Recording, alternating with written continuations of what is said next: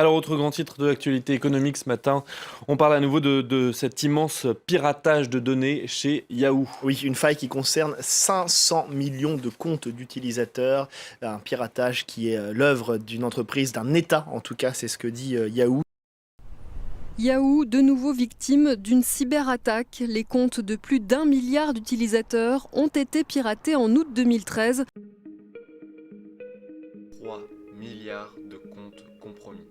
C'est le chiffre hallucinant derrière l'un des piratages les plus massifs de l'histoire d'Internet, celui de Yahoo. Et ce hack, ce n'est pas juste une histoire de chiffres, c'est une histoire de décisions ratées, de failles exploitées et de pirates déterminés. À la fin des années 2000, Yahoo, c'était un géant. Pour beaucoup, c'était Internet. Tout simplement, Yahoo Search rivalisait avec les premiers moteurs de recherche comme Google. Yahoo Mail offrait un service de messagerie gratuit utilisé par des millions de personnes à travers le monde. Et n'oublions pas Yahoo Messenger, un outil incontournable à l'époque pour chatter en ligne, avant l'explosion des réseaux sociaux tels qu'on les connaît aujourd'hui. Mais derrière cette image de mastodonte du web, tout n'était pas aussi brillant qu'il n'y paraissait. Google, avec son moteur de recherche plus performant, grignotait inexorablement les parts du marché de Yahoo. Et Facebook, encore jeune mais déjà très populaire, aspirait l'attention des internautes, qui migraient peu à peu vers les réseaux sociaux. Au-delà de la concurrence, l'entreprise souffrait d'un problème encore plus insidieux, une gestion chaotique. Les équipes dirigeantes se succédaient sans vision claire, prenant parfois des décisions incohérentes. Par exemple, Yahoo a manqué des opportunités historiques, comme celle de racheter Google en 2002 pour seulement 5 milliards de dollars. Spoiler, ils ont dit non. Et que dire de leur refus de racheter Facebook, alors qu'ils étaient encore accessibles pour 1 milliard. À cette époque, Yahoo avait déjà en possession des montagnes d'informations sensibles. Adresse mail, mot de passe, date de naissance, questions de sécurité, bref, de quoi attirer l'attention des hackers.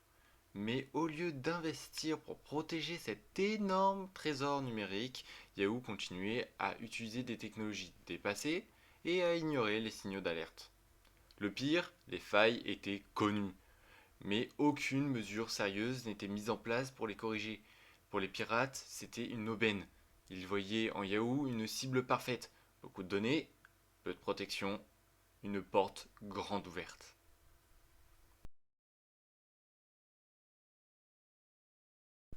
2013, c'est l'année où tout bascule. Un groupe de pirates soutenu par l'État russe décide de cibler Yahoo. Pourquoi? Parce que Yahoo était une mine d'or. Pour des données sensibles, nom, adresse mail, date de naissance, numéro de téléphone, mot de passe. Et parfois même des réponses à des questions de sécurité. Mais ce n'était pas qu'une histoire de chiffres. Pour ces hackers, accéder à des données d'une telle envergure leur ouvrait des portes immenses. Voler des identités, lancer des attaques ciblées, espionner des personnalités importantes ou même revendre les données sur le dark web pour des millions de dollars. Leur méthode, simple mais terriblement efficace. Les pirates ont exploité une vulnérabilité présente dans les systèmes de Yahoo depuis des années. Une faille qui aurait pu être corrigée si l'entreprise avait pris au sérieux la sécurité des infrastructures. Mais Yahoo, comme on l'a vu, avait d'autres priorités. L'élément clé de leur succès repose sur un détail qui, rétrospectivement, semble presque absurde. Yahoo utilisait un algorithme de hachage totalement dépassé, le fameux MD5. Pour ceux qui ne connaissent pas, c'est un algorithme de hachage qui servait à protéger les mots de passe en les transformant en une suite de caractères incompréhensibles. Mais MD5, à ce moment-là, c'était un peu comme utiliser une serrure en plastique pour protéger un coffre-fort. Pourquoi? Parce que MD5 avait été officiellement déclaré obsolète dès le début des années 2000. Les chercheurs en cybersécurité avaient prouvé qu'il était vulnérable à des attaques par force brute ou des collisions. Autrement dit, pour les hackers équipés de bons outils, craquer MD5 c'était presque comme résoudre un puzzle pour enfants. Imaginez là où un bon algorithme comme Bcrypt prenait des mois ou des années à casser, MD5 prenait aux pirates de déchiffrer des centaines de milliers de mots de passe en quelques heures. En gros, pour eux, c'était comme casser une vitre avec un marteau. Rapide, bruyant, mais terriblement efficace.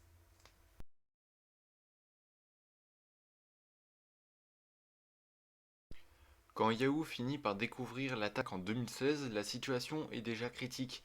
Ils annoncent d'abord que 500 millions de comptes ont été compromis lors d'une attaque en 2014. C'est énorme. Mais à ce moment-là, personne ne sait encore que ce n'est que la partie émergée de l'iceberg. Quelques mois plus tard, nouvelle révélation. Boum! Cette fois, Yahoo confirme que 3 milliards de comptes, soit tous ceux qui existaient à l'époque sur leur plateforme, ont été exposés, lors d'une attaque encore plus massive en 2013. Oui, vous l'avez bien entendu, tous les comptes Yahoo. Et les conséquences, elles sont multiples. D'un côté, pour les utilisateurs, c'est la panique. Les mots de passe et les questions de sécurité de millions de personnes se retrouvent dans la nature. Les arnaqueurs et les campagnes de phishing explosent. Des spams, des tentatives d'escroquerie et même des vols d'identité deviennent monnaie courante. Pour les pirates, ces données, c'est un trésor inestimable. Elles peuvent être revendues sur le dark web, utilisées pour pirater d'autres comptes ou même servir à des campagnes d'espionnage. Pour les entreprises, l'impact est tout aussi colossal. Yahoo, qui était déjà en difficulté, voit sa réputation s'effondrer. Les utilisateurs perdent totalement confiance et le nombre d'inscriptions à leur service chute. Mais ce n'est pas tout. En 2017, Verizon rachète Yahoo pour 4,48 milliards de dollars, une somme déjà bien en deçà de ce que Yahoo valait autrefois, et à cause de ce piratage, Verizon négocie une réduction de 350 millions de dollars sur le prix de rachat initial. En clair, ce piratage n'a pas simplement impacté la vie privée des utilisateurs, il a coûté des centaines de millions à Yahoo et a scellé son déclin définitif. Ce qui était autrefois un géant de l'Internet n'est devenu qu'un vestige de l'époque dorée du web des années 2000.